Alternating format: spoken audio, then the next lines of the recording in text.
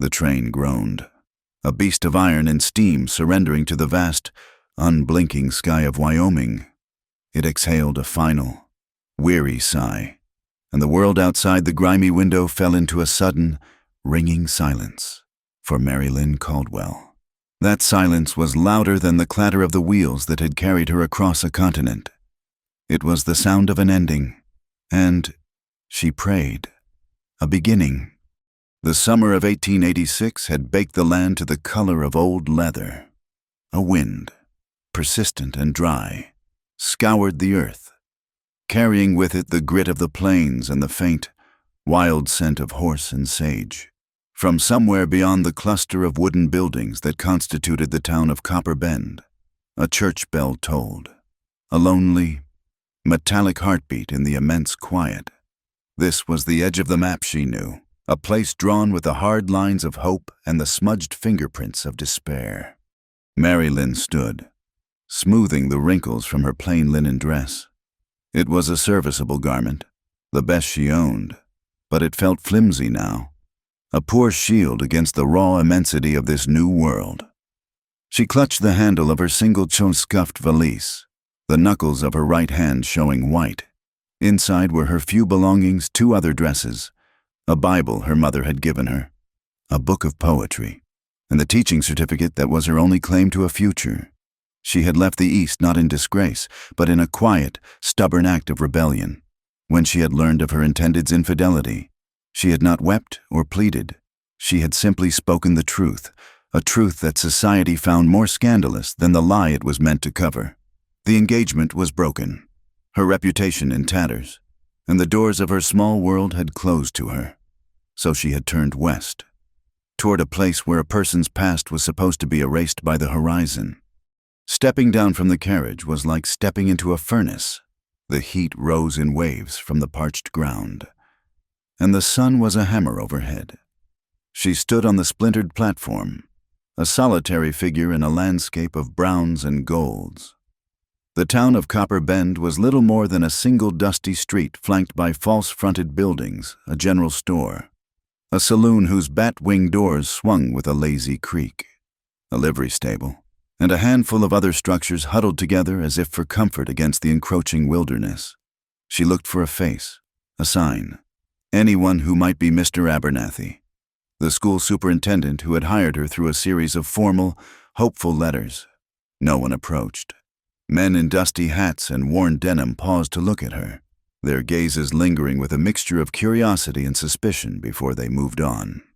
Women, glimpsed through the windows of the general store, peered out, their faces unsmiling. Minutes stretched into a quarter of an hour. The train, having disgorged its mail and a few crates of supplies, gave a preparatory hiss of steam. Mary Lynn's heart began a slow, heavy beat against her ribs. She shifted her weight, the leather of her worn shoes scuffing against the dusty planks. Perhaps he was merely late. Such things happened. She forced a calm she did not feel, straightened her shoulders, and held her head high, just as her father had always told her to. The station agent, a man with a drooping mustache and weary eyes, emerged from his office. He saw her standing there, a lone bird fallen from the sky. "You waiting on someone, ma'am?" he asked, his voice raspy. "Yes," Mary Lynn said, relieved to finally speak to someone. "I am looking for Mr. Abernathy. I am the new school teacher." The man's expression shifted from indifference to a sort of weary pity. He took off his hat and wiped his brow with the back of his hand. "Oh, Lord, you must be Miss Caldwell." He hesitated, looking out toward the dusty street as if searching for the right words. "I'm afraid I have some bad news for you, ma'am. Awful news." A cold dread, familiar and sickening, washed over her.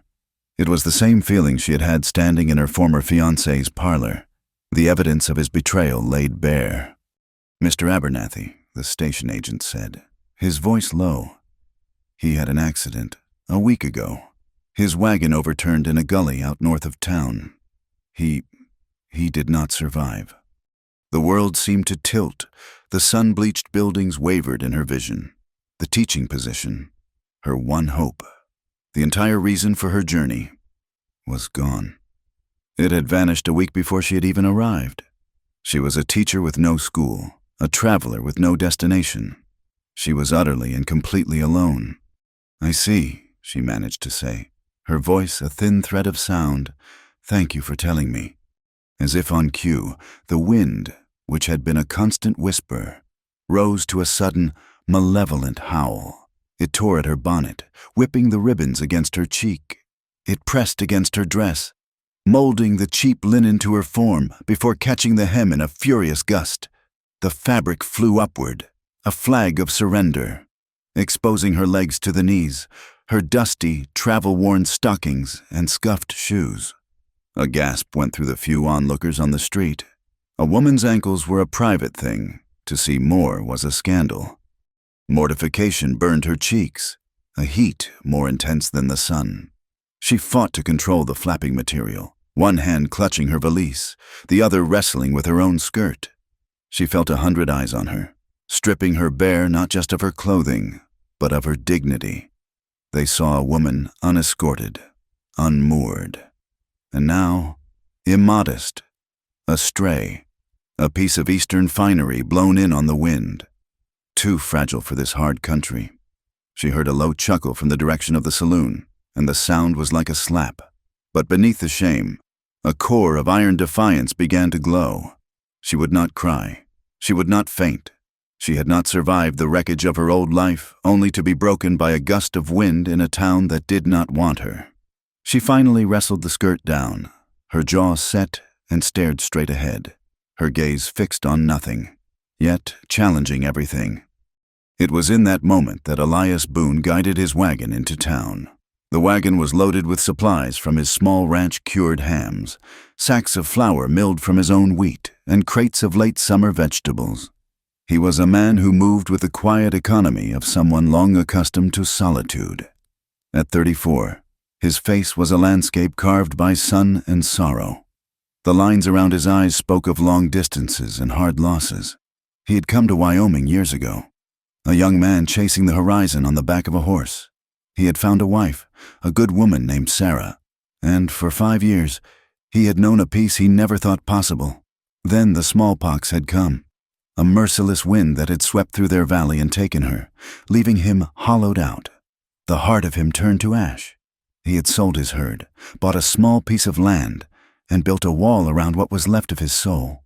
He was a good neighbor, quick to lend a hand or a sack of flour, but he kept his distance. He especially kept his distance from women. The memory of what he had lost was a wound that would not bear touching. He pulled the wagon to a stop in front of the general store, his movements slow and deliberate. His gaze, as always, swept the street, noting the small details of the town's life. And then he saw her. He saw the woman standing on the station platform, her back ramrod straight, her knuckles white around the handle of a worn valise. He saw the cheap linen dress that the wind was tormenting. He saw the townspeople staring, their judgment as plain as the dust on their boots. Most men would have noticed her figure, the color of her hair under the bonnet, the shape of her face. Elias saw none of that. His eyes, narrowed against the glare, focused on her expression. He saw the shame she was fighting, the humiliation that burned in her cheeks. But beneath it, he saw something else, something familiar. He saw the flicker of unbroken spirit in her eyes, a stubborn refusal to be defeated. It was the look of a person who had lost everything and had somehow found the will to keep standing. It was a look he knew from his own mirror.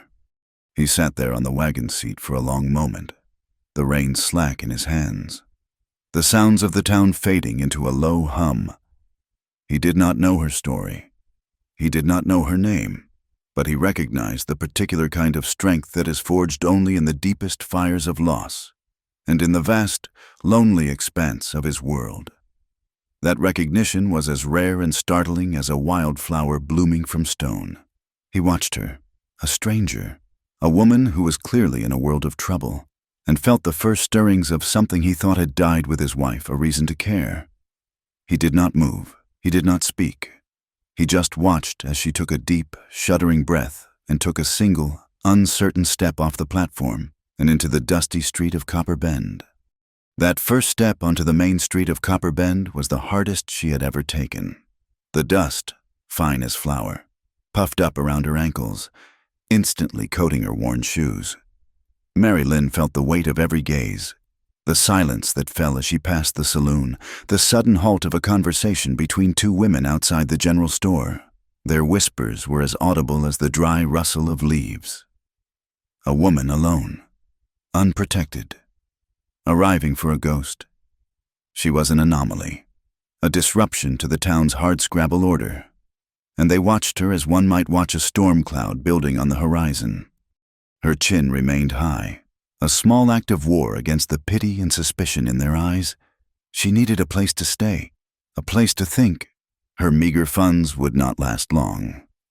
The largest building on the street, aside from the saloon, was a 2-story clapboard structure with a sign that read Copper Bend Hotel and Boarding. It looked clean enough, if weathered. Taking another fortifying breath, she walked toward it, her valise banging against her leg with every step.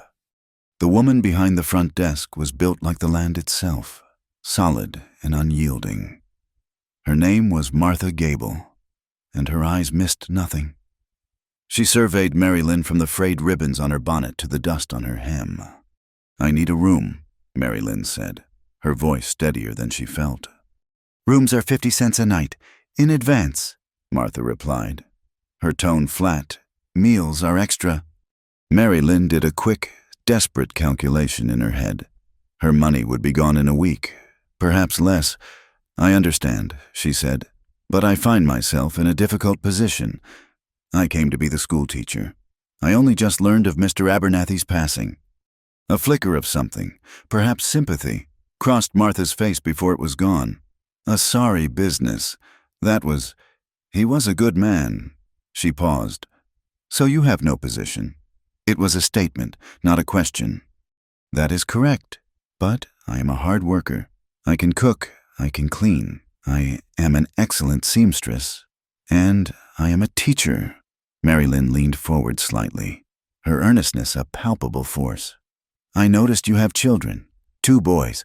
I saw them outside. I could give them lessons, reading, arithmetic, penmanship, in exchange for my board." Martha was silent for a long time, her gaze fixed on Mary Lynn. She was judging her, weighing her story against the whispers of the town. A lone woman offering to work was one thing. A lone woman offering to teach her children was another. It implied a stability, a purpose, that contradicted the town's narrative of a helpless stray.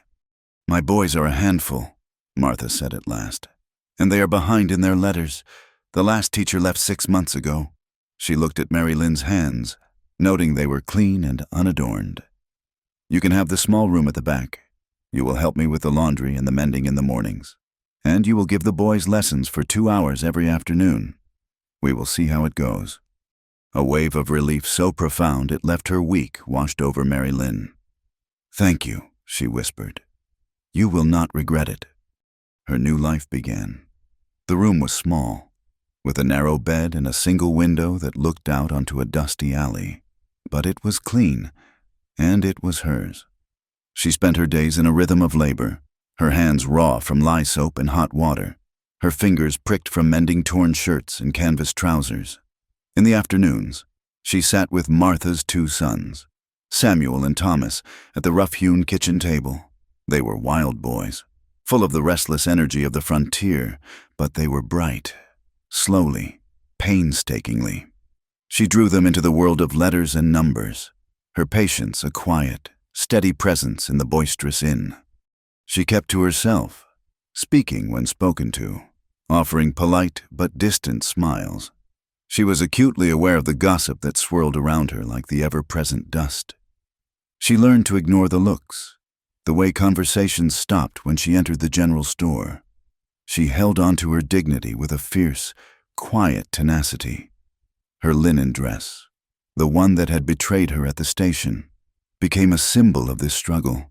Each evening, she would carefully brush the dust from its fibers, mend any small tear, and hang it with care. It was a link to who she was, a woman of principle and education, not the fallen creature the town imagined. Elias Boone did not come into town for a week. He was on his ranch, the silence of his cabin pressing in on him. The image of the woman on the platform was seared into his mind. It was her eyes he remembered most, the way they had met the town's scorn without flinching. He had seen that same look in men who had survived ambushes, in homesteaders who had lost a crop to hail but were already planning the next planting.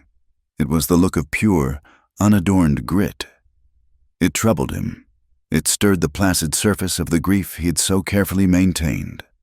He found himself thinking of her at odd moments, wondering if she had found a place to land, if she had simply boarded the next train out, defeated. The thought left a strange hollowness in his chest. When he finally drove his wagon into Copper Bend for supplies, he found himself looking for her. He told himself it was simple curiosity. He saw her for a moment, crossing the street from the inn to the store, her steps purposeful, her gaze fixed straight ahead. She did not see him, but he saw that she had stayed. A few days later, the sky turned a bruised yellow, and the wind began to howl in earnest.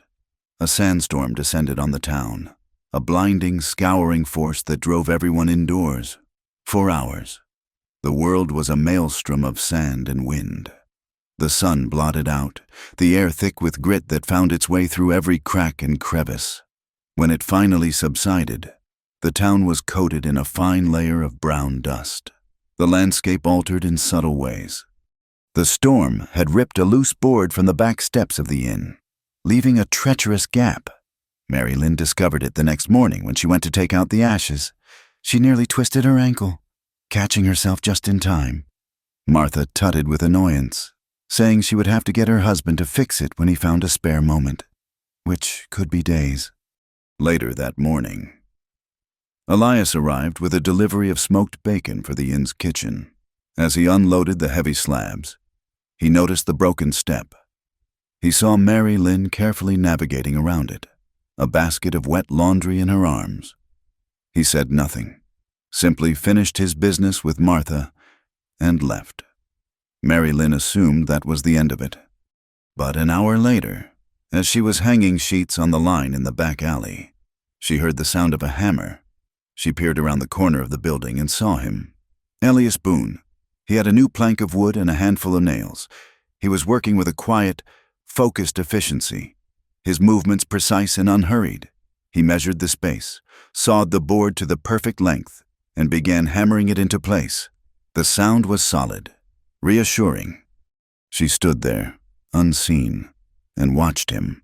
He was not a large man, but he was built with a lean strength, the muscles in his back and shoulders moving smoothly under his worn cotton shirt. He worked as if the task was the only thing that existed in the world, his concentration absolute. When he was finished, he tested the step with his full weight, stomping on it twice to ensure it was secure. Satisfied, he gathered his tools. Mary Lynn stepped out from behind the building. "Mr. Boone," she said, her voice startling him slightly. He turned, his expression unreadable. His eyes were the color of a winter sky, clear and gray. "Ma'am," he acknowledged with a slight nod. "I saw what you did. Thank you. That was very kind." She reached into the small pocket of her apron, her fingers fumbling for the few coins she kept there. It was almost all the money she had in the world. "Please, you must let me pay you for the wood and for your time." She held the coins out to him on her palm. He looked from the coins to her face, and his gaze lingered there for a moment. He saw the pride in her eyes, her desperate need to remain beholden to no one.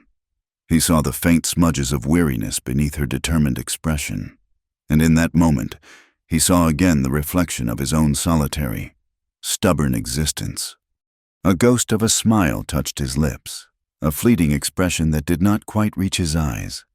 He slowly shook his head, making no move to take the money. "Only a fool asks for pay," he said, his voice a low, gravelly rumble, "for helping someone who knows how to stand up." He tipped his hat, turned without another word, and walked away. leaving Mary Lynn standing in the dusty alley with the coin still warm in her hand. His words echoed in the quiet air, settling somewhere deep inside her. He had not offered pity. He had offered respect. It was a currency she had not dealt in for a very long time, and she found it both unnerving and profoundly comforting. She let the coins fall back into her pocket, the small gesture feeling like a surrender and a victory all at once. She looked at the sturdy, repaired step, a small piece of order in the chaos of her new life, a kindness freely given in a land that seemed to offer none. And for the first time since arriving in Copper Bend, she felt the barest flicker of something that might, one day, grow into hope. The weeks bled one into the other, turning the fierce heat of summer into the golden, forgiving light of early autumn. A fragile peace had settled over Mary Lynn's life. She had a roof over her head, work that kept her hands busy and her mind occupied. And in the faces of Martha's boys, she saw the first small fruits of her true calling. The town of Copper Bend still held her at arm's length, its judgment a low, constant hum beneath the surface of daily life. But she had learned to build a quiet space for herself within its walls. She saw Elias Boone infrequently. He would appear in town with his wagon, conduct his business with a quiet efficiency that bordered on invisibility, and then disappear back into the rolling plains where his ranch lay hidden. Each time, a strange awareness would pass between them. It was nothing more than a shared glance, a brief nod of acknowledgement across the dusty street. But it felt significant. It was a silent confirmation of the words he had spoken in the alley, a recognition that they were two solitary souls navigating the same hard country. She found herself watching for his wagon, listening for the sound of his low voice at the general store, and the realization made her uneasy. She had built her defenses high for a reason. Trust was a currency she no longer possessed. One afternoon, the air changed. A cool breeze swept down from the high country, carrying the scent of pine and distant rain. It was a restless, energetic wind, the kind that promised a change in the seasons. After finishing the lessons with Samuel and Thomas, Mary Lynn took a large basket of freshly washed linens to the lines behind the inn. The sun was warm on her back, and the snapping of the sheets in the wind was a clean, satisfying sound. She worked methodically, humming a tune from her childhood, a small moment of contentment in her well-ordered world. She had saved her best dress for last.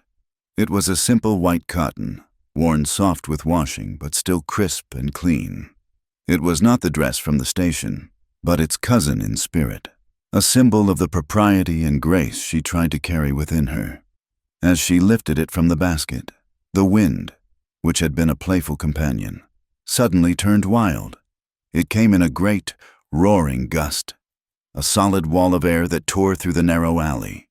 It snatched the dress from her hands, sending it billowing into the air like a startled ghost. Mary Lynn gasped and lunged for it, her fingers just brushing the fabric. The wind was stronger than she was. It lifted the dress higher, carrying it toward the small, brush-choked creek that ran behind the town. At the same time, the gust caught her own skirts, whipping them around her legs and throwing her off balance. She stumbled backward, her arms flailing. A cry of alarm caught in her throat. Her heel caught on an exposed tree root, and she felt herself falling, the world tilting into a dizzying swirl of blue sky and golden leaves. Elias was riding the line where his property met the town's common grazing land. He had spent the day mending a section of fence trampled by a stray bull, and he was heading home, his mind on his evening chores. He rode with his head down, his hat pulled low against the wind, but a flash of white against the dark green of the creek bed snagged his attention. He looked up just in time to see the entire, bizarre spectacle unfold. He saw the woman, the teacher, fighting the wind. He saw her dress take flight, and then he saw her stumble and fall. There was no time to think.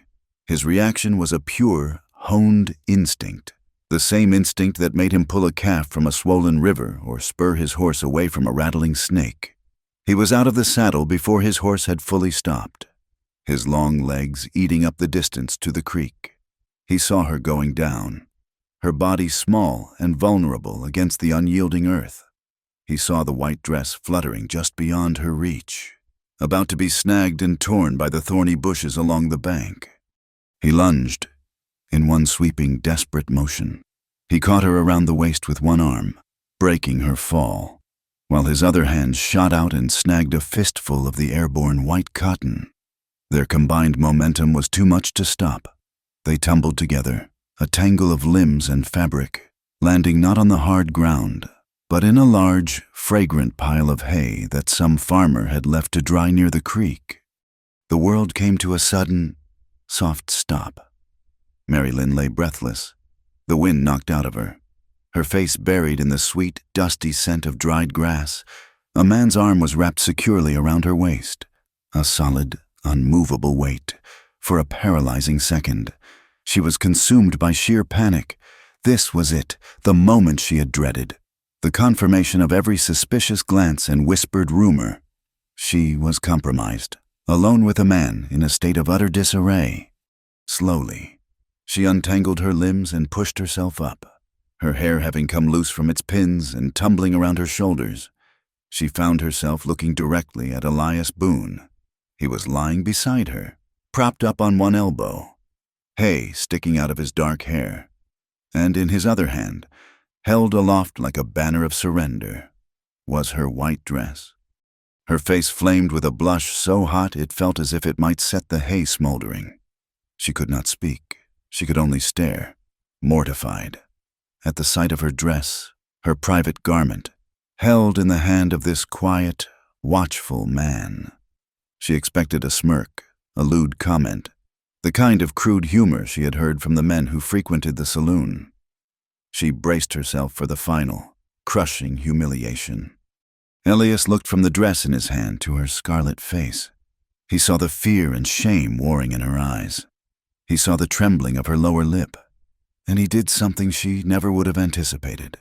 A slow smile spread across his face, a genuine, deep smile that reached his gray eyes and transformed them, chasing away the shadows of sorrow that always seemed to dwell there.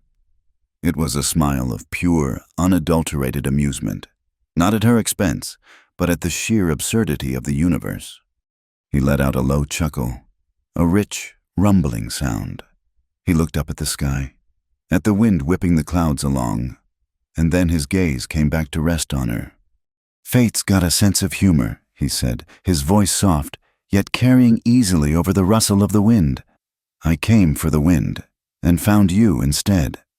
The words hung in the air between them, simple, unexpected, and utterly disarming. They were not the words of a predator, but of a poet, a philosopher of the prairie. She stared at him, her mind struggling to process the sentiment. He was not laughing at her. He was laughing with her, laughing with the wind, with the wild, unpredictable nature of life itself. He was including her in the joke, making her a co-conspirator in the grand comedy of their tumble into the hay. And then, something inside her broke. It was the dam of fear and suspicion she had so carefully constructed over the past years. It was the wall of rigid propriety she used as a shield.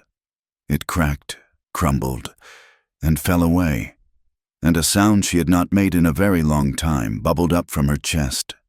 A laugh. It started as a choked gasp, then grew into a full, genuine peal of laughter. It was the laughter of pure relief, of a tension so long held it had finally snapped. She laughed until tears streamed from her eyes, until she was gasping for breath, clutching her stomach. Seeing her, Elias's chuckle deepened into a hearty laugh that echoed in the little clearing. They lay there for a long moment, two people in a pile of hay, laughing together under the vast Wyoming sky. The townsfolk, the whispers, the sorrows of their pasts. All of it faded away, leaving only the sound of their shared, unburdened joy. It was not the laughter of romance, or even of flirtation. It was the profound, elemental laughter of recognition, of two people who had endured so much finding a moment of ridiculous, unscripted grace. It was the sound of two lonely souls realizing, for the first time in a very long time, that they were not entirely alone. When their laughter finally subsided into breathless sighs, a comfortable silence fell between them. The wind gentled, whispering through the dry leaves of the cottonwood trees. Mary Lynn sat up, pushing the stray strands of hair from her face, her cheeks still flushed, but no longer from shame. Elias sat up too, and respectfully, he held her dress out to her. His gaze was direct and clear, with no hint of impropriety. She took it from him, her fingers brushing his. The brief contact sent a warmth through her that had nothing to do with the afternoon sun. "Thank you," she said, her voice barely a whisper.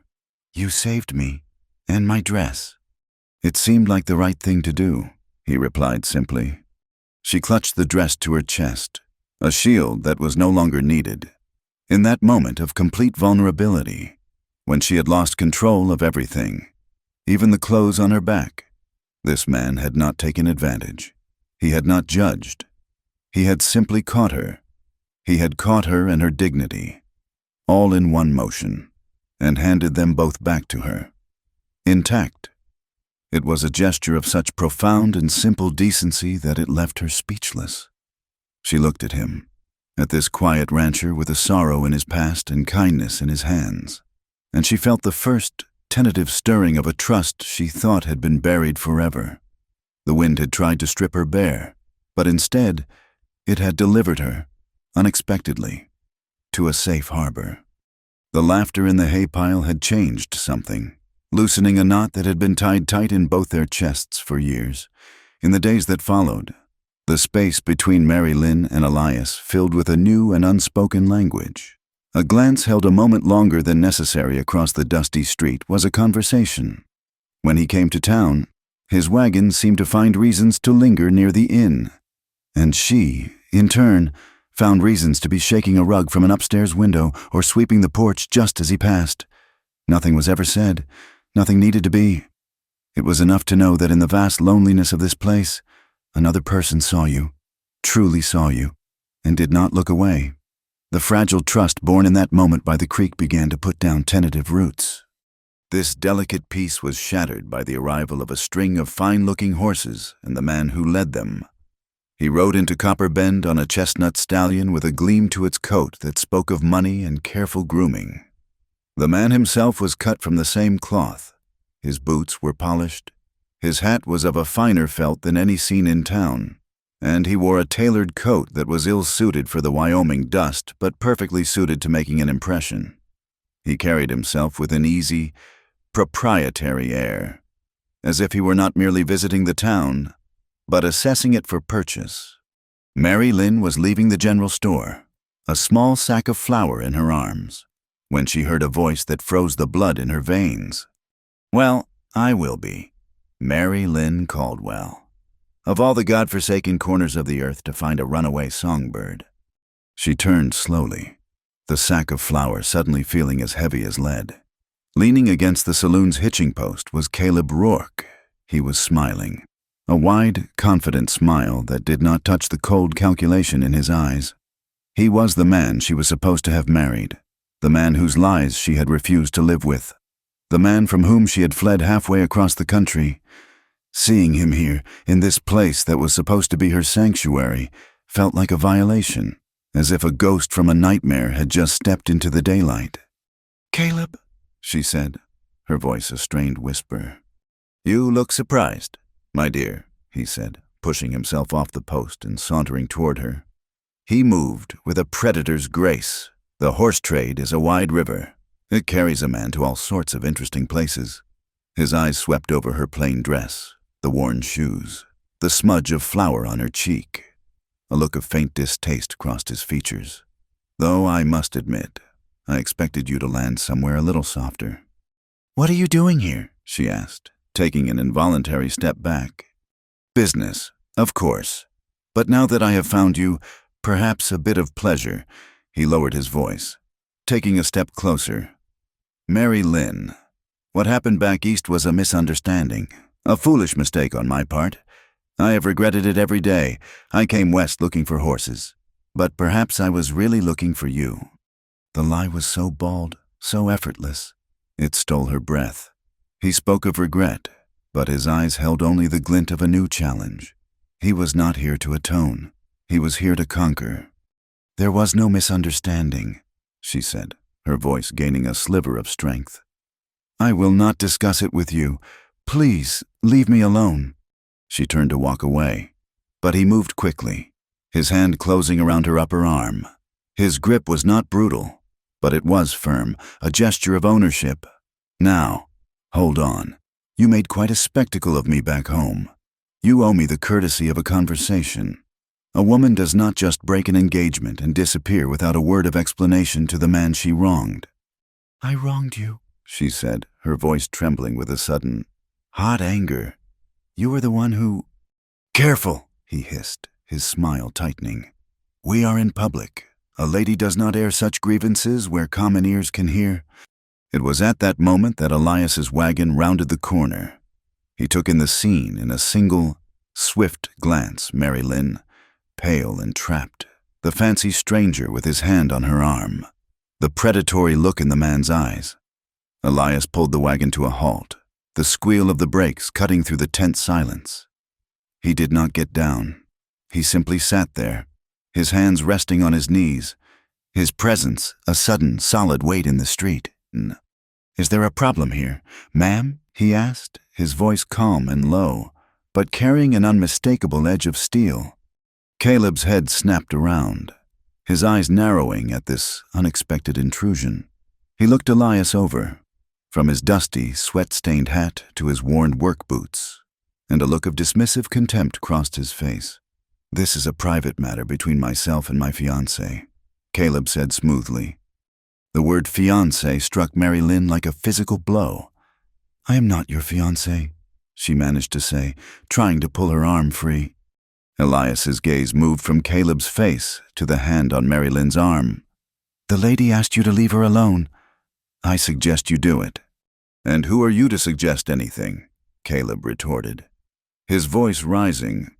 "Her new protector, some backwoods farmer who fancies himself a gentleman. I am the man telling you to take your hand off her," Elias said, his voice dropping even lower, becoming dangerously quiet. He still had not moved from the wagon seat, but his entire being radiated a coiled stillness that was far more threatening than any shout. For a long moment, the two men locked eyes.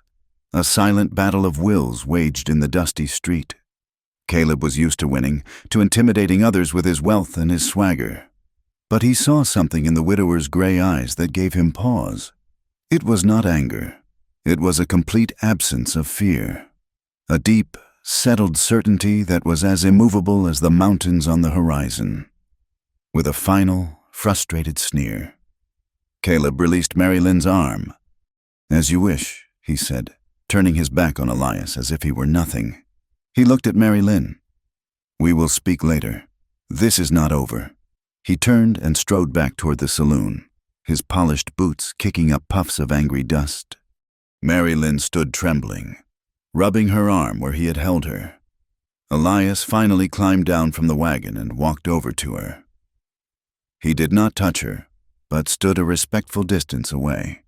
"Are you all right?" he asked. She could only nod, unable to find her voice. The past she had run so far to escape had found her, and it had a name and a face and a grip of iron. The confrontation set the town buzzing. Caleb Rourke was not a man to accept defeat quietly. He took up residence in the saloon, buying rounds of drinks and telling his version of the story to anyone who would listen. He painted himself as the wronged party, a successful businessman jilted by a flighty, unstable woman. He hinted at her lack of virtue, her ingratitude, and he did not fail to mention the quiet rancher who had appointed himself her champion. The whispers that had always followed Mary Lynn grew into a loud, jeering chorus. The story was too perfect, too scandalous to be ignored. "Heard she left him standing at the altar. One man would say at the general store. And now she's latched onto that Boone fellow," a woman would add, shaking her head. "Poor man, losing his wife and now getting tangled up with a woman of her sort." The public shaming came to a head 2 days later. Mary Lynn was walking back to the inn, her head down, trying to make herself as small as possible. Caleb was standing on the saloon porch with a group of rough-looking men from his horse-driving crew. As she drew near, he stepped forward, blocking her path. "There she is," he announced loudly, a malicious grin on his face. "The saint of Copper Bend came all the way out here to teach children, or so she says." He looked around at the faces on the street, all of which were now turned toward them. "But I knew her back east. I know the truth. This is a woman who abandoned the man who loved her, a woman who broke a sacred vow. Now she has cast her spell on a lonely widower. It is quite a talent she has." He spat a stream of tobacco juice into the dust near her feet. "She is a disgrace." The words were like stones, each one finding its mark. Mary Lynn felt the blood drain from her face. She was stripped bare in the center of town, her deepest shame held up for public display. She could feel the weight of every eye, the triumphant smirk on Caleb's face, the murmurs of the crowd. It was too much. The fragile life she had built was turning to dust in her hands. She turned and fled, not looking where she was going, her vision blurred by tears she refused to let fall. She ran to her small room in the inn, the sound of Caleb's laughter chasing her. She slammed the door shut and leaned against it, her heart hammering against her ribs. This was the end. She could not stay here. She could not face these people day after day. She pulled her valise from under the bed and threw it open, her movements frantic. She began pulling her few belongings from the small wardrobe, her hands shaking. Running was the only answer. It was what she had done before. She would do it again. She would find another town, another place where no one knew her name. A soft knock came at the door. "Go away," she choked out. The knock came again, gentle but firm. "Miss Caldwell, it is Elias Boone." She froze, her hand clutching one of her dresses. She did not want him to see her like this, broken and defeated, but he did not go away. After a moment, she walked to the door and opened it a crack. He stood in the hallway, his hat in his hands. He looked into her eyes and saw the raw pain there, the frantic, hunted look of an animal caught in a trap. He had heard what Caleb had said. The whole town had— "I am leaving," she said, her voice flat and brittle. "I am packing my things. I will be gone on the morning train." Elias did not try to argue. He simply nodded, his gaze steady. "I understand why you feel that way," he said quietly. "He is trying to break you. He is trying to make you run." "He has succeeded," she whispered, turning back to her open valise. "I cannot stay here. I cannot live with their stares, with their whispers." He took a step into the room, his presence filling the small space. "What that man says, it is not the truth. It is just noise. It is just poison he is spewing because you would not let him own you." She shook her head, her back still to him. "It does not matter if it is the truth. They believe him. His words have made me into something ugly in their eyes. His lies have become my story here." Elias was silent for a moment. He thought of the years he had spent running from his own grief, hiding from the world, letting sorrow be his only story. He looked at this woman, this strong, brave woman, and saw her about to do the same thing. He stepped closer, his voice soft but firm, compelling her to turn and look at him. "A man's lie," he said, his gray eyes holding hers, "do not erase a woman's truth." The words settled in the quiet room, simple, powerful, and absolute. It was a declaration of faith. He was not offering pity. He was offering her back her own strength, reminding her of the person he had first seen on the station platform, a woman who knew how to stand up. She stared at him, his words echoing in the ruins of her resolve. To run now would be to let Caleb win. It would be to agree with his lie, to accept the story he had written for her. Her truth was that she had acted with honor. Her truth was that she had survived. Her truth was her own, and no one had the right to take it from her. Slowly, deliberately, she let the dress in her hand fall back into the wardrobe. She walked over to the valise and closed the lid with a soft, final click. She was not a runaway songbird. She was a teacher. She was a survivor. And this was her town now, for better or for worse. She would not be driven from it by the ghost of a man she had already left behind. She would stay. She would face the whispers. She would live her truth, right here, in the harsh, unforgiving light of Copper Bend. Mary Lynn's decision to stay settled over Copper Bend like a quiet declaration of war. The town watched her, a jury still in deliberation. Caleb Rourke remained, a swaggering, venomous presence, holding court in the saloon, his laughter a constant, grating reminder of the lie he had spun. Elias kept his distance, but his presence was a silent anchor in her turbulent world. When she saw his wagon, she felt a steadying calm. When their eyes met, she felt a flicker of the courage he had reminded her she possessed. She held her head high, taught Martha's boys their letters with renewed focus, and met the suspicious stares of the townsfolk with a quiet dignity that offered them nothing to condemn. The change came not from the people, but from the sky. For 2 days, the air grew thick and heavy, the color of a fading bruise. A strange, yellowish light bathed the plains, silencing the birds and making the horses in the livery restless. There was no wind, only a profound, ominous stillness, as if the world were holding its breath. On the 3rd day, the horizon to the west turned a deep, malevolent purple-black. Mary Lynn was in the inn's main room with Samuel and Thomas, and 2 other town children whose mothers had grudgingly allowed them to join the afternoon lessons. She was pointing to a map of the United States, her voice a calm counterpoint to the growing unease. When the first gust of wind hit the building, it was not a whisper or a sigh, but a physical blow, a solid fist that rattled the windows in their frames. The children flinched. "It is just the wind. Children," she said, her voice betraying none of the cold dread coiling in her stomach. "Pay it no mind." But the next gust was stronger, carrying with it a handful of grit that peppered the glass like buckshot.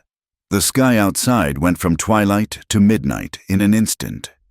A low, continuous roar began, the sound of a monstrous, approaching train. Martha Gable burst into the room, her face pale. "The cellar," she commanded. "Now all of you." The storm broke in its full fury. Rain came not in drops, but in solid, horizontal sheets, and the wind screamed like a tormented spirit. Mary Lynn herded the frightened children toward the heavy cellar door in the kitchen, her arms around the smallest ones, her voice a constant, reassuring murmur.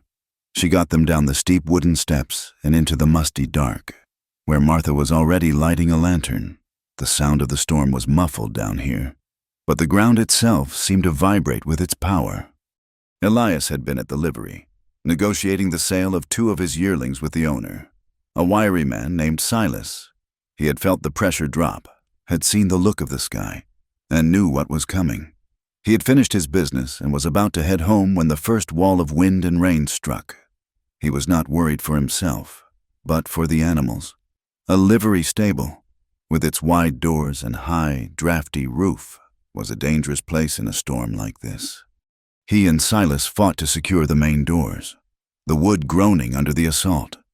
Hail began to fall, first the size of pebbles, then marbles, then stones, hammering the tin roof with a deafening, metallic roar.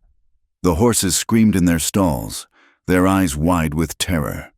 A section of the roof near the back of the stable began to peel away, the nails screeching in protest before the wind tore the metal sheet free and sent it cartwheeling into the tempest. Rain and hail poured through the gap. "We have to move them," Elias yelled over the din. "The old stone barn. At the edge of town it is half ruined, but the walls are solid."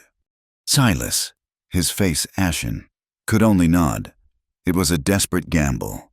Moving a dozen terrified horses through the teeth of such a storm was madness. Leaving them here was a death sentence. They began the perilous work, fighting to get bridles on the panicked animals, their hands numb with cold. They led the first 2 horses out into the maelstrom. The world was a blinding, churning chaos of wind and water. The street had become a shallow, fast-moving river. Elias shielded his face with his arm, his head down, pulling a terrified gelding that fought him every step of the way. From the relative safety of the inn, Mary Lynn had been watching through a small cellar window that looked out onto the street. She saw the livery's roof peel away. She saw Elias and Silas emerge with the horses, two small figures battling a force of unimaginable power. She saw Silas slip and go down in the mud, the horse he was leading rearing and breaking free, galloping blindly into the storm. Silas struggled to his feet, clutching his leg, and limped back toward the livery, defeated. But Elias did not turn back. He held fast to the horse he was leading, his body braced against the wind, and continued to fight his way down the street, alone. Something inside her snapped. It was not a thought, but a visceral, undeniable impulse. She could not stand by and watch him be swept away. "Stay with the children," she said to Martha, her voice sharp with purpose. Before Martha could protest, Mary Lynn was up the cellar steps and running for the back door. She grabbed a heavy oilcloth coat from a peg, threw it over her shoulders, and plunged into the storm. The force of it nearly knocked her from her feet. The wind tore the breath from her lungs, and the cold rain soaked her hair and dress in seconds. She bent low, fighting for every step, her eyes slitted against the driving rain. She saw him, a dark shape against the gray fury, nearing the silhouette of the old stone barn. She ran, her skirts heavy with mud and water, her heart pounding with a fear that was not for herself. She reached him just as he was wrestling the horse through the barn's dilapidated doorway. He saw her, and his face was a mask of disbelief and anger. "What are you doing?" he roared, his voice nearly lost in the wind. "Get back! Are you insane?" "You need help," she shouted back, grabbing onto the trailing lead rope of another horse that had followed him from the stable. Before he could argue further, a deafening crack of thunder split the sky, and a massive cottonwood tree near the livery groaned and then fell with a calamitous crash, its branches smashing the very spot where they had been standing moments before. There was no going back. The decision had been made for them.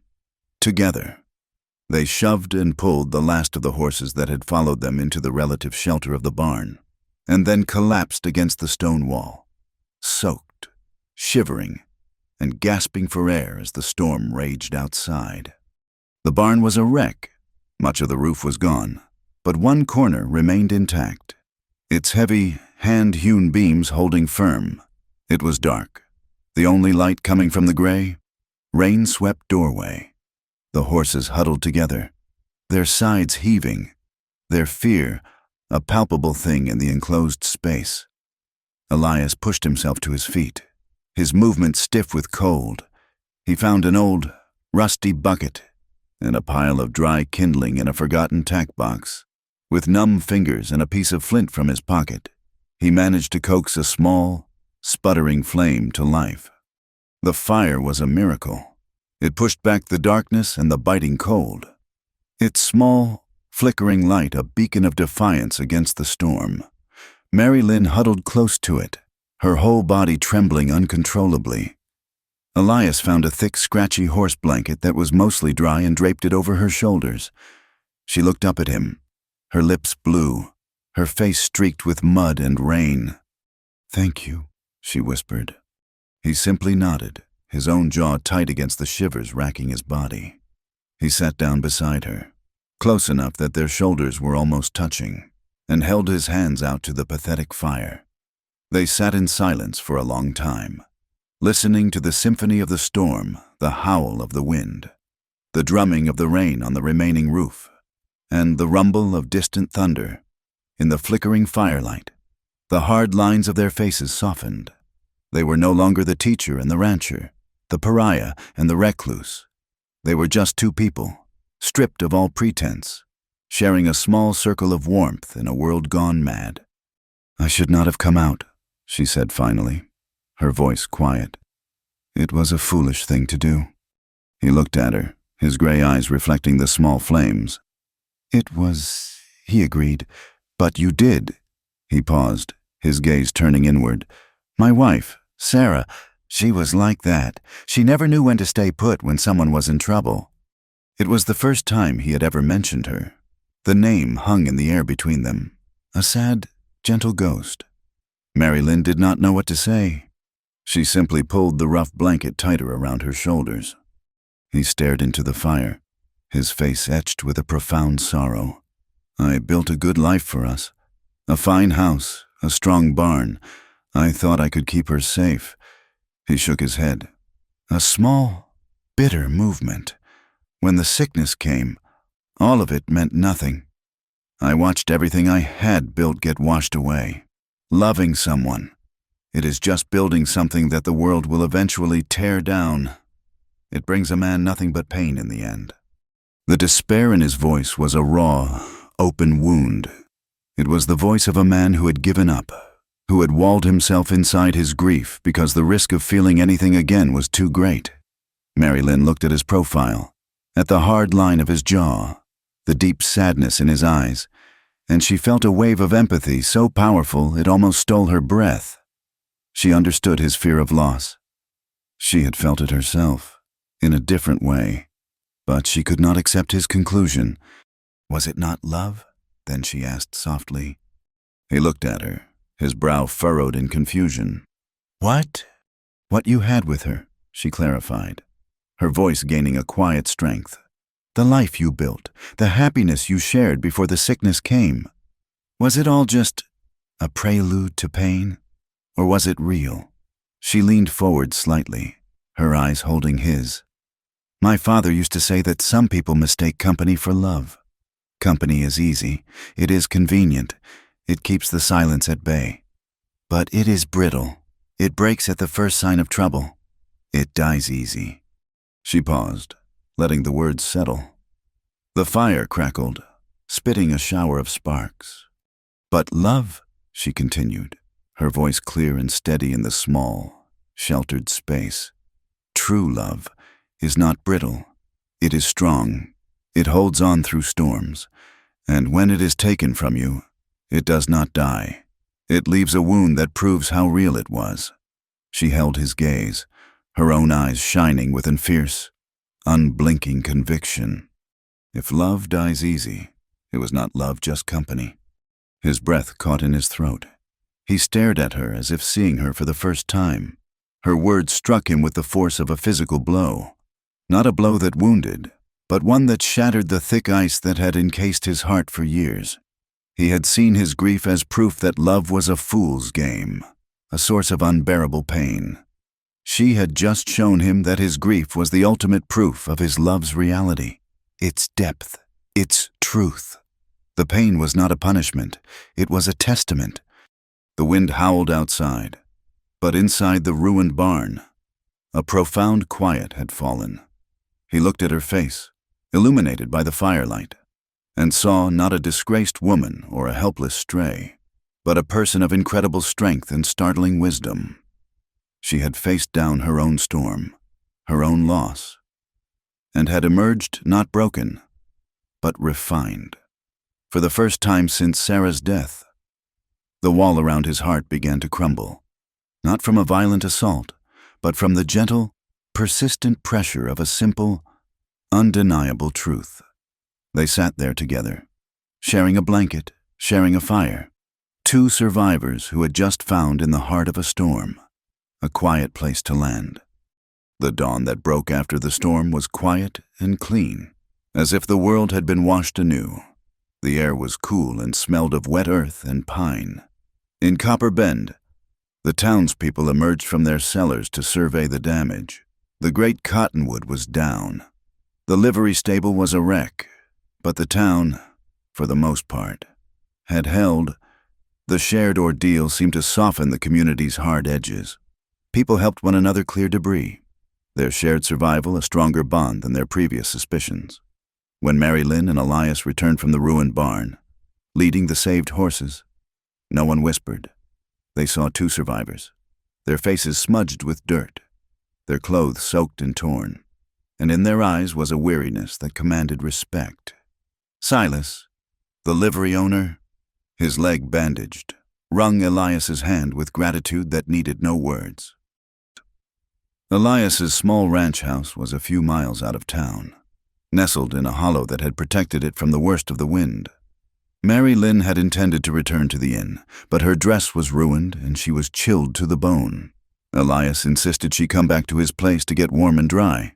"I have a spare shirt and trousers that will be too big but better than that wet dress," he'd said, his voice gruff with a concern he did not know how to otherwise express. "My wife, she left some things. You can wear them until yours are dry." So Mary Lynn found herself in his small, spare cabin. It was meticulously clean, a place of quiet order. A stone fireplace dominated one wall, and a single bookshelf held a handful of worn volumes. While he tended to the horses, she changed into a simple calico dress of his late wife's. It fit surprisingly well. Standing in the quiet cabin, wearing another woman's clothes, she felt an odd sense of peace, a feeling of belonging that was both unsettling and deeply welcome. They spent the next day working side by side, making repairs to a section of his fence that had been damaged by a flash flood in the creek. They did not speak of the storm, or of his wife, or of Caleb. They spoke of the land, of the horses, of the proper way to set a fence post. They moved in a comfortable, easy rhythm, a man and a woman united by the simple, honest work of putting a small corner of the world back in order. The wall between them had been irrevocably breached. In its place was a quiet, sturdy bridge of shared understanding. But in the saloon in Copper Bend, Caleb Rourke was not building. He was festering. He had lost. He had been publicly defied by a woman he considered his property, and then challenged by a man he considered his inferior. The storm that had brought the town together had only isolated him further, leaving him to nurse his wounded pride with whiskey. He watched Elias and Mary Lynn working together from a distance, his mind twisting their shared labor into something sordid. The respect the town was beginning to show them was, in his eyes, an insult to him. He had tried to ruin her with lies, and she had emerged stronger. Now, he would ruin the man who had given her that strength. He would take from Elias what a man in this country valued most: his home, his livelihood, his very future. He would burn it all to the ground. That night, a full moon bathed the landscape in a ghostly silver light. Inside the cabin, a small fire crackled in the hearth, a cozy counterpoint to the vast, silent plains outside. Mary Lynn was mending a tear in Elias's shirt, her needle moving with a steady rhythm. Elias was cleaning his rifle. The metallic click of the mechanism, a familiar, soothing sound. They were tired, but it was the good, honest fatigue that comes from a day of hard work. "You should stay another day or two," Elias said, not looking up from his task, "until the road to town is fully dry. No sense in walking through that mud." "Thank you, I will," she said softly, grateful for the excuse not to leave. A sudden, frantic whinny from the barn shattered the peace. It was a sound of sheer terror. Elias was on his feet in an instant, the rifle forgotten.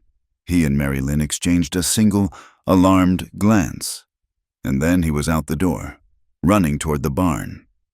She was right behind him. The first thing that hit them was the smell, acrid and oily. Then they saw the glow. An unnatural orange light was flickering from the barn's lower window, licking up the dry, weathered wood of the walls. "Fire!" Elias breathed, the word a curse. He did not hesitate. He threw open the main barn doors, and a wave of thick, choking smoke billowed out. Inside, the terrified horses screamed and kicked against their stalls, their eyes rolling white in the hellish light. Flames were devouring a pile of hay in the center of the barn, spreading with terrifying speed. "Get the horses out," Elias yelled, pulling the bandana from around his neck and tying it over his nose and mouth. He plunged into the smoke-filled barn. Mary Lynn's mind went blank with fear for a paralyzing moment, but the panicked screams of the animals spurred her to action. She ran to the nearest stall, fumbling with the latch, her eyes streaming from the smoke. She got the door open and slapped the horse's rump, sending it galloping out into the moonlit yard. They worked in a desperate, frantic haze, blinded by smoke and deafened by the roar of the fire and the terror of the horses. They got 2 more out, their lungs burning, their skin scorched by the intense heat. There was only one left, a young filly trapped in a corner stall, too frightened to move. "I will get her," Elias shouted, pushing Mary Lynn toward the door. "Get clear!" He disappeared into the thickest of the smoke. Mary Lynn stood in the doorway, her heart in her throat, peering into the fiery chaos.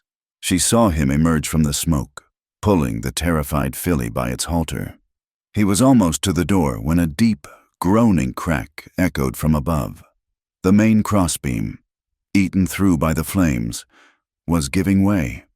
"Elias!" she screamed. He looked up, saw the massive, burning timber starting to fall. There was no time to run.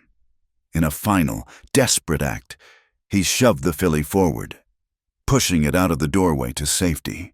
Then the beam came crashing down in a shower of sparks and embers, catching him across the shoulder and back, driving him to the ground. For a moment, Mary Lynn could not move, could not breathe.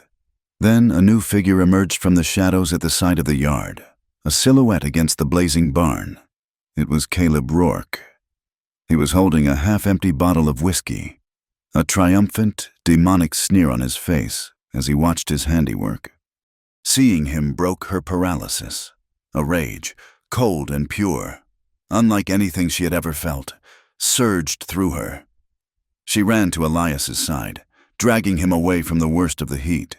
He was unconscious, a dark gash on his forehead where his head had struck the ground.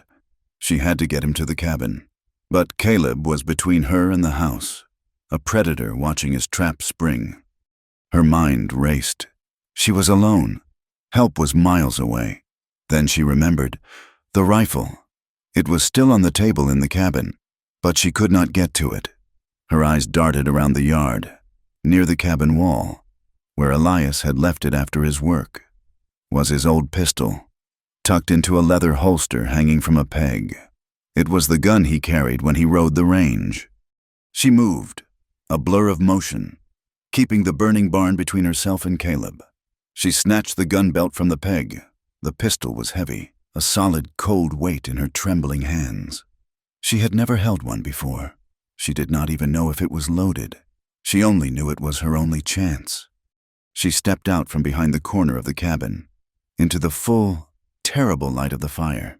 She raised the pistol with both hands, pointing it directly at Caleb's chest. He saw her and laughed, a drunken, ugly sound. "Well, look at the little schoolteacher, come to play cowgirl." He took a swaggering step toward her. "What are you going to do with that shoot me? You do not have the stomach for it." Her hands were shaking so badly she was surprised she could hold the gun. Her heart was a frantic drum against her ribs, but her voice, when it came, was as cold and steady as the steel in her hands. "Get on your horse, Caleb," she said, "and ride away from here if you ever come back. If I ever see your face in this territory again, I swear before God, they will find you in a ditch." He stopped, his smile faltering. He saw her face, illuminated by the flames. He saw the soot, the wildness in her eyes, the utter absence of fear. He saw a woman pushed past her limit, a woman with nothing left to lose. He had wanted to break her, but he had only succeeded in burning away everything that was soft and yielding, leaving behind something hard and unbreakable. "You are bluffing," he snarled, but there was a new note of uncertainty in his voice. "Am I?" she asked, and with a strength she did not know she possessed. She pulled back the hammer of the pistol. The loud, metallic click echoed in the sudden silence between them. That was the sound that broke him. It was the sound of finality, of a line being drawn that he could not cross. He stared at her for a long moment, the drunken bravado draining from his face, replaced by a sullen, bitter fear. Without another word, he turned, stumbled to his stallion, and hauled himself into the saddle. He gave her one last look of pure hatred, then spurred the horse into a gallop, disappearing into the darkness. Mary Lynn stood there until the sound of the hoofbeats faded completely. Then the strength went out of her, and the heavy pistol dropped from her numb fingers into the dust. She sank to her knees, a single ragged sob escaping her lips. The barn was a roaring inferno, but the threat was gone. She had not run. She had stood her ground. She forced herself to her feet and scrambled back to Elias. He was stirring, moaning softly. She knelt beside him, gently pushing the hair back from the gash on his forehead. His eyes fluttered open, confused, trying to focus on her face. "The horses," he rasped. "Are they are safe," she whispered, her voice thick with tears. "They are all safe." He looked past her at the blazing ruin of his barn. Then his eyes came back to her face. Searching. "Caleb, I saw him." "He is gone," she said. "He will not be back." He struggled to push himself up, his eyes finding the pistol lying in the dust. A look of alarm crossed his face. "Mary Lynn, what did you do?" She gently pushed him back down, her touch firm but tender. She took the bandana from her pocket and began to gently clean the blood from his forehead. The firelight played across her soot-stained face, and in her eyes, he saw a depth of strength and sorrow that mirrored his own. "You taught me courage," she said, her voice soft but sure, a thread of steel running through it. "You taught me how to stand up and not be broken by a liar's words." She met his gaze, her own eyes clear and unwavering. "But I learned mercy myself." News of the fire traveled faster than the smoke had. By the time the sun had cleared the horizon, casting long shadows from the skeletal, blackened timbers of the barn, the first wagon appeared on the track leading to Elias's ranch. It was Silas, the livery owner, his legs still wrapped but his face set with determination. Behind him came 2 more wagons, filled with men from the town, their hands calloused and ready, their faces grim. They brought with them saws, hammers, and a quiet, unshakable purpose. Mary Lynn had spent the night bathing Elias's wounds, which were more painful than they were dangerous. The fallen beam had left a deep, angry bruise across his shoulder and back, and his hands were blistered from the fire. She had made him sit while she worked, her touch gentle but firm, her silence a comforting balm. In the cold light of day, standing beside him as the men from town approached, she felt a tremor of the old fear. They were on his land, in his world, and she was still, in her own mind, an outsider. Silas was the first to speak, his gaze taking in the smoldering ruin. Then Elias's bandaged head. "Heard you had some trouble," he said, the understatement typical of the men of this country. Elias nodded, his face tight with a pain that was more than physical. "Lost the barn." "Wood can be replaced," Silas said, spitting into the dust. "Horses are safe. Man still standing. That is what counts." He looked over at Mary Lynn, and for the first time, his gaze held no suspicion, no curiosity. It held a deep, quiet respect. "Heard you stood your ground, ma'am." That took sand. It was the highest compliment a man like Silas could pay. Before Mary Lynn could find a reply, the other men were climbing down from their wagons, their movements economical and purposeful. They did not offer condolences or ask for the story. They began to work. They assessed the ruin, measured the foundation, and started clearing the charred debris. It was a barn raising born from ashes, a communal act of defiance against the darkness that had visited their neighbor. By mid-morning, Martha Gable arrived in her buggy. She brought a crate filled with bread, a wheel of cheese, smoked ham, and 2 large jars of cool water. She bustled into the cabin, her eyes taking in the makeshift infirmary, the borrowed dress Mary Lynn was wearing, and the rifle leaning by the door where Elias had left it. "A man cannot rebuild on an empty stomach," she announced, setting the crate on the table. She looked at Mary Lynn, her expression softening in a way Mary Lynn had never seen. "The whole town knows what happened. They know that coward Rourke ran with his tail between his legs." She reached out and patted Mary Lynn's arm, a gesture of solidarity that spoke volumes. "You are a good woman, Mary Lynn Caldwell. You have proven it. This is your home now, if you will have it." The simple words of acceptance from this woman who had once been the gatekeeper of the town's opinion were almost enough to undo her. A lump formed in her throat, and she could only nod her thanks. For 3 days, The ranch was a hive of activity. The men worked from sunup to sundown, and the women of the town came in shifts, bringing food and helping Mary Lynn tend to the workers. Elias, against his will, was forced to sit and direct, his injuries making him a reluctant foreman. He watched the new frame of his barn rise against the sky, built not just with wood and nails, but with the respect of his neighbors. And he watched Mary Lynn.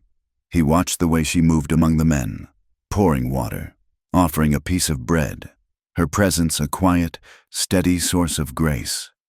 He saw the way the town had finally, completely, opened its arms to her. On the evening of the third day, with the main frame of the new barn complete, the Reverend announced that there would be a social in the town hall. It was partly to celebrate the end of the harvest, partly to give thanks for surviving the storm, but everyone knew it was mostly for Elias and Mary Lynn.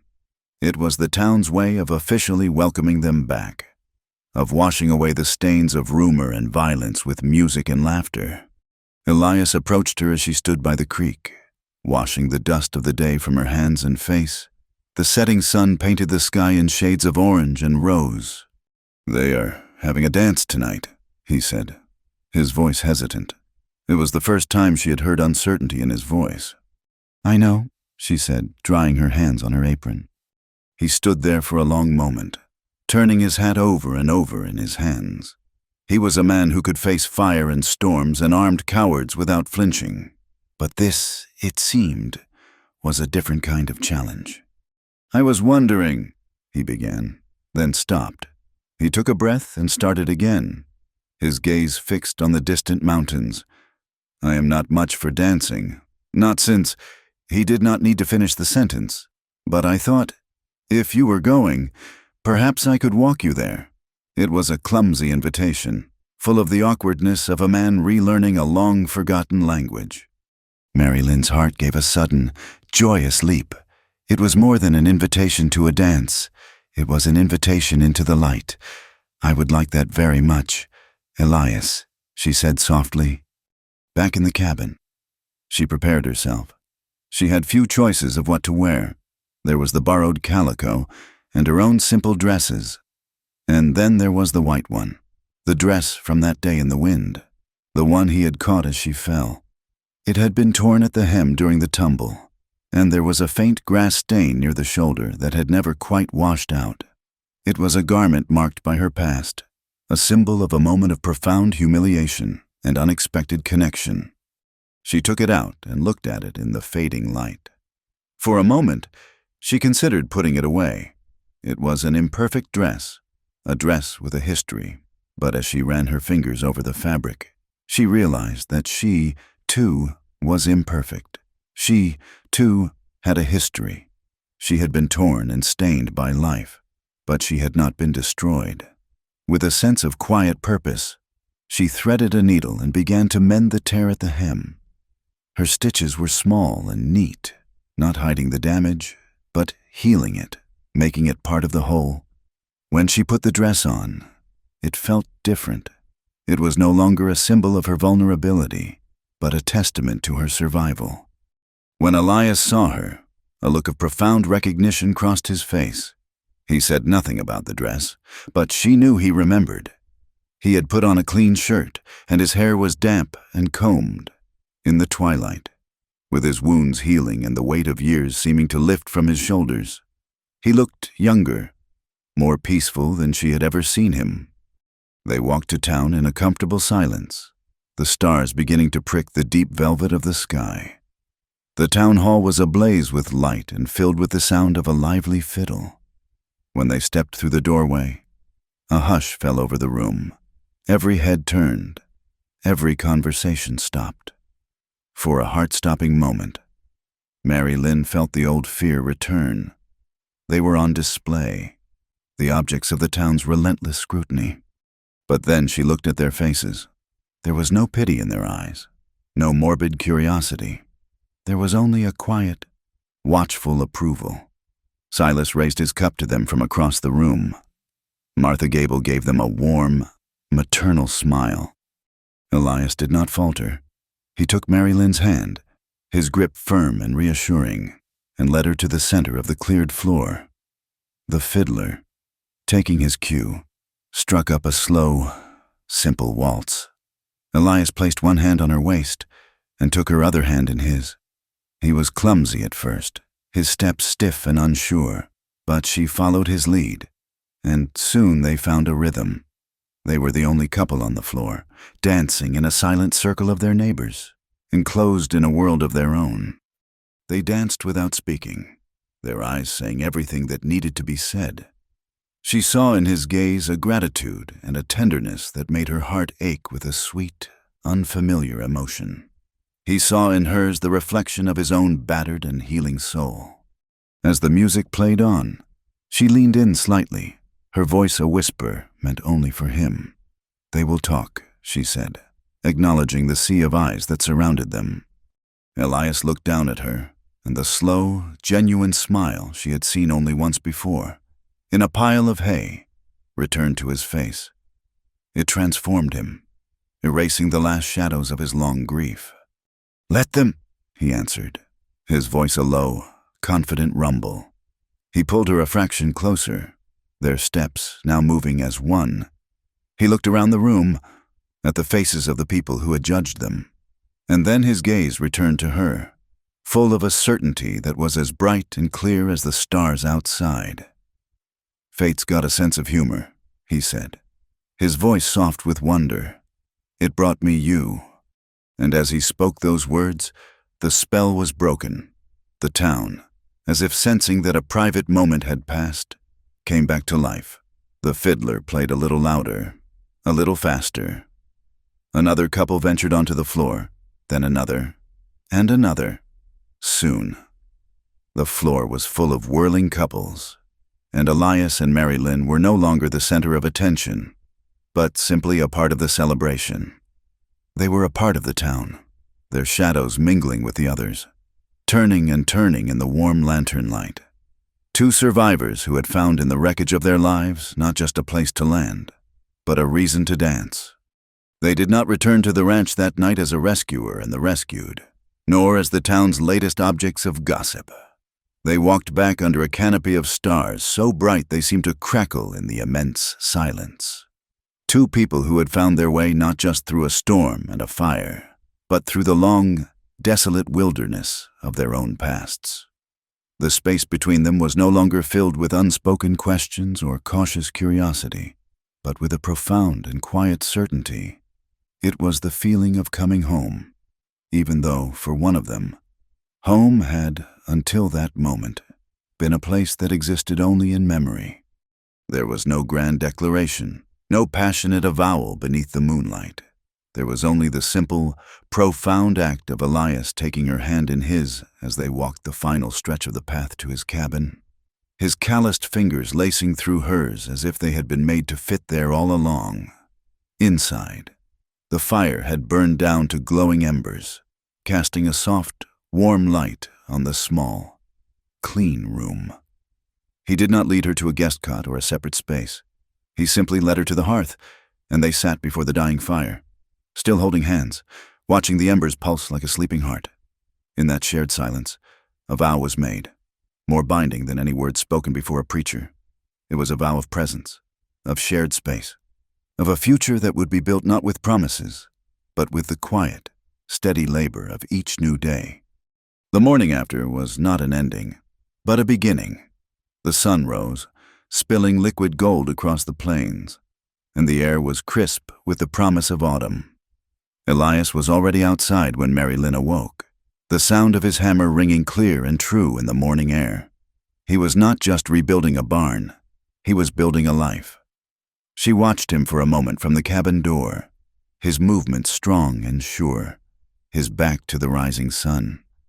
He was a man remade, not by forgetting his sorrow, but by choosing to build something new alongside it. Her own purpose settled upon her with the same quiet certainty. After she and Elias had shared a breakfast of coffee and bread, she did not return to the inn. Martha Gable had already sent one of her boys out with Mary Lynn's valise, a silent, maternal blessing on her new path. Mary Lynn took the small slate and the few precious books she owned and set them on the main table in the cabin. The space that had for so long been a monument to one man's solitude now became a place of learning. Within a week, a new routine was established, as natural and dependable as the rising of the sun. In the mornings, Mary Lynn would teach. At first, only Samuel and Thomas made the trek from town, but soon other children followed, their parents' initial reluctance overcome by the simple, undeniable fact that the schoolteacher was a woman of substance and character. The cabin, once so silent, now echoed with the sounds of children's voices spelling out words, the scratch of chalk, and the quiet, patient tones of Mary Lynn's instruction. While she taught, Elias worked on the barn, the steady rhythm of his saw and hammer a reassuring backdrop to the lessons. In the afternoons, she would join him, bringing him cool water, helping to measure a board, or simply sitting in the shade, mending their clothes while he worked. They talked, not of the past, but of the present and the immediate future.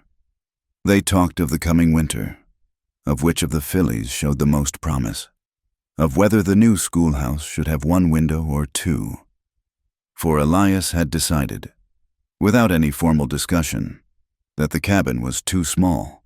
He began clearing and leveling a patch of ground beside it, laying a foundation for a small, one-room schoolhouse.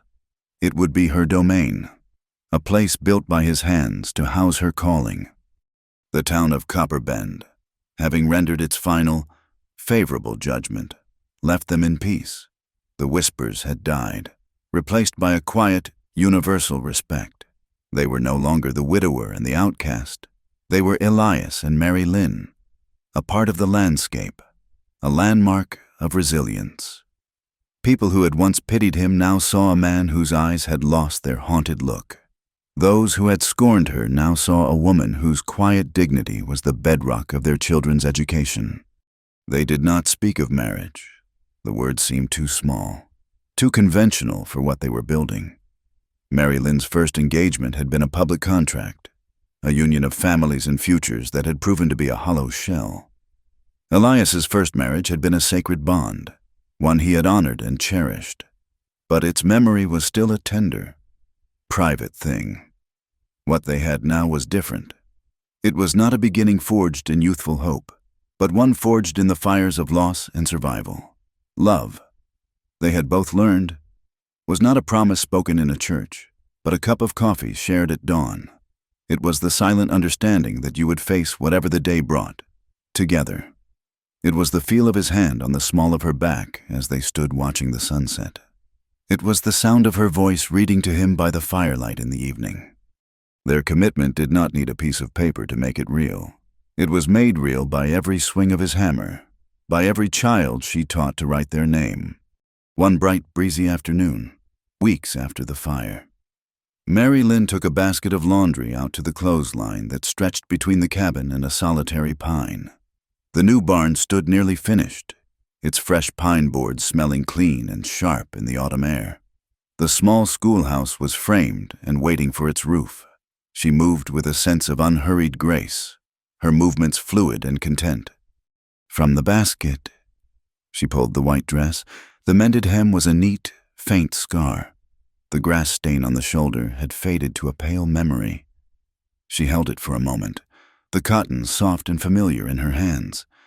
It was the dress of her humiliation, the dress of her liberation, the dress of her healing. It held the entire story within its simple threads. She clipped it to the line, and the wind, that old, capricious force of fate, caught the hem and made it dance. It was a gentle, playful dance this time, not a frantic escape. The white fabric billowed and swayed against the vast, blue Wyoming sky, a flag of peace, a symbol of a past that had been faced, forgiven, and finally laid to rest. She watched it for a long moment, a soft smile on her lips. She did not have to chase it. It was home, and it was safe. Elias came to stand beside her, wiping the sweat from his brow with the back of his hand. He put an arm around her shoulder, pulling her close, and followed her gaze to the dancing dress. He did not speak of the day he had caught it, or of the day she had worn it to the dance. He did not need to.